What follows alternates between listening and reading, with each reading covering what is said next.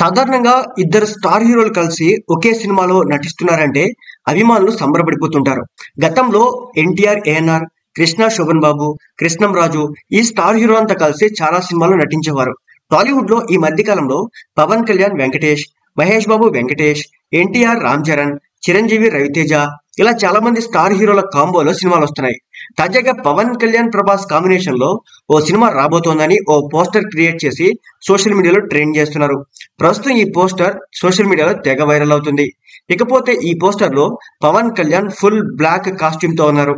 అలాగే గతంలో సాహో సినిమాలో ప్రభాస్ సైతం బ్లాక్ కాస్ట్యూమ్ లో ఉన్న ఫోటోని తీసుకొని పవన్, ప్రభాస్ ని పెట్టి ఫుల్ కిక్ ఇచ్చారు మీమర్స్. ఈ పోస్టర్ ని చూసిన కొందరు ఇది కనుక నిజమైతే థియేటర్లు దద్దరిల్లిపోతాయని చెప్తున్నారు.